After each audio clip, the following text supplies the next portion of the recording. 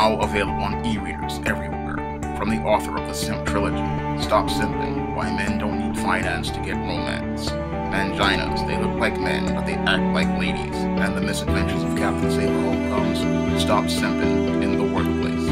Learn what mistakes not to make with women and protect your job with Stop Simping in the Workplace. Available on e-readers everywhere. I was watching the news yesterday and they ran a story about how this Asian teenager shot this 56-year-old man at this internet cafe, all because he and his friends couldn't sit together to play a video game. Now, I looked at that story and it fits the pattern I've been seeing emerging regarding the way males behave in society. And when I look at the pattern regarding the way males are behaving in society, it's clear to me there is something wrong with the way we have raised males over the last 50 years, because the way we have raised males to be these soft males, they clearly show us that they do not have any critical thinking skills, they don't know how to use logic and reason, and they have no conflict resolution skills, because that was what was clear to me in this case. We have this Asian male who, he and his friends go to an internet cafe which is open to everyone, sees a group of terminals in this internet cafe, sees a man sitting at this terminal, asks the man to move, the man doesn't move, and pretty much decides, you know what, instead of going to find some other terminals to play video games at, or trying to find, some other computers, because it doesn't matter that you sit together, because all the computers are connected to the same network. This guy decides to get emotional, he decides to get melodramatic, and he decides to go out here and kill this man, all because he couldn't play video games and sit with his friends. Now, the whole sitting together with your friends, that is some female behavior, because that's what females do. They want to sit together like friends at the lunch table, and they get upset because they can't sit at their lunch table. That is some effeminate stuff right there. And again, this is what happens when boys are raised too close to their mothers.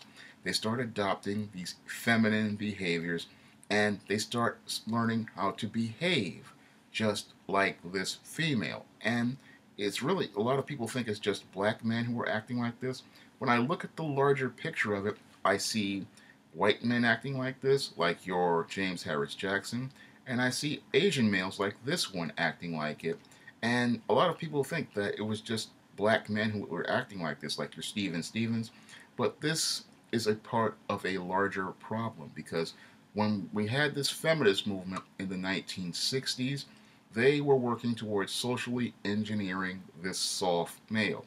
And this soft male was supposed to be this kinder, gentler, more sensitive man, and what we're seeing is that because this man is too emotional, he doesn't have any discipline, he doesn't have any self-control, and he doesn't know how to solve conflicts. Even worse, many of these soft males are the ones who are simmering and boiling in rage.